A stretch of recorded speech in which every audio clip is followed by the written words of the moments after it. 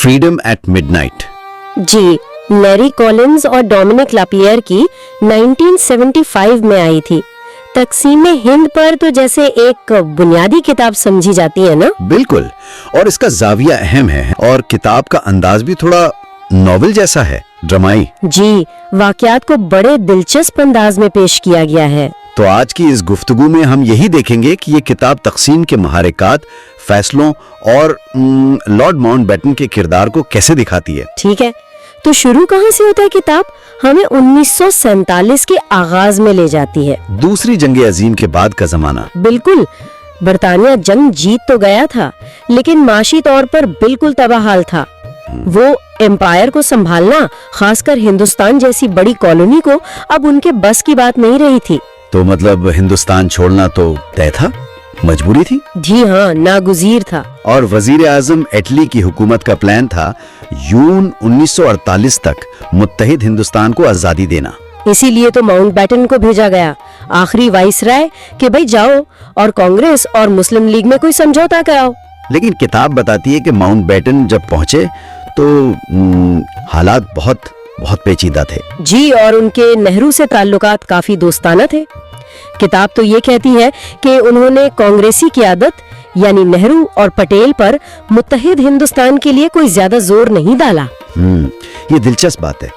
यानी किताब ये तासुर दे रही है कि नेहरू और पटेल तकसीम के लिए ज़हनी तौर पर तैयार थे। हाँ, किताब के मुताबिक वो खाना जंगी से बचना चाहते थे और एक मजबूत मरकजी हुकूमत चाहते थे, तो वो तकसीम पर राजी थे, लेकिन उनकी शर्त थी कि पंजाब और बंगाल भी तकसीम हों। बिल्कुल, अगर मुल्क तकसीम होगा तो ये सूबे भी तकसीम होंगे। और गांधी, वो तो सख्त खिलाफ थे, बहुत ज्यादा। उन्होंने तो यहाँ तक कहा कि मुत्तहिदा हिंदुस्तान में जिन्ना को पहला वजीर आजम बना दो। अच्छा जी, लेकिन कहा जाता है कि नेहरू और पटेल ने ये बात नहीं मानी।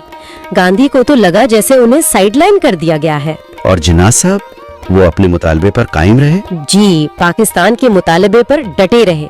किताब में उनकी और माउंटबेटन की मुलाकातों का जिक्र है, जो काफी तल्ख रही। शख्सियात का टकराव भी था शायद। हाँ, वो भी था, और नजरियाती इख्तिलाफ तो था ही।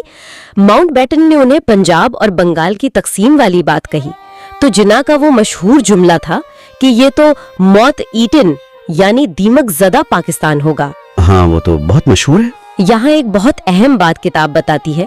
माउंटबेटन ने बाद में कहा कि अगर उन्हें उस वक्त पता होता कि जिन्ना को टीबी है और वो ज्यादा अरसा जिंदा नहीं रहेंगे तो वो शायद तकसीम में इतनी जल्दी ना करते, वो इंतजार करते।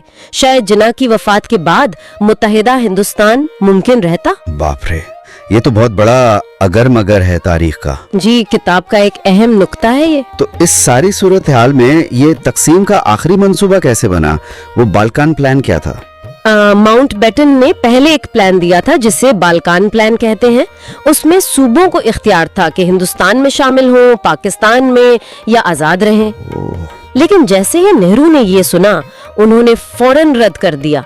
उन्हें डर था कि हिंदुस्तान तो बिखर जाएगा, छोटे छोटे टुकड़ों में बट जाएगा। सही। तो फिर नया प्लान आया। जी। फिर वीपी मेनन की मदद ली गई।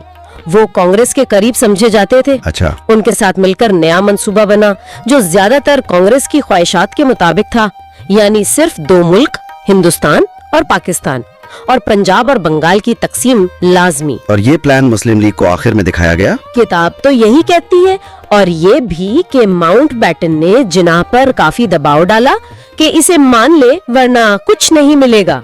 और फिर वो तारीख वाली बात, जून 1948 से सीधा अगस्त 1947। जी, ये सबसे हैरान कुन बात है। माउंटबेटन ने अचानक ऐलान कर दिया, एक प्रेस कॉन्फ्रेंस में सवाल के जवाब में कह दिया कि 15 अगस्त 1947 को आजादी दे देंगे। सिर्फ 73 दिन इतने बड़े काम के लिए? सरहदें बनानी थी, असासे तकसीम करने थे, इख्तिदार मुंतकिल करना था। बिल्कुल, ये जल्दबाजी ये किताब के बयानिए का एक मरकजी ख्याल है कि सब कुछ बहुत तेजी में हुआ। और इसी जल्दबाजी में सरहद बंदी का काम सिरिल रैडक्लिफ को सौंपा गया, जिन्हें हिंदुस्तान का कोई तजर्बा नहीं था। कुछ भी नहीं, ना इलाके से वाकिफ, ना लोगों से। किताब कहती है उन्हें वक्त भी नहीं दिया, नक्शे भी पुराने और गलत थे।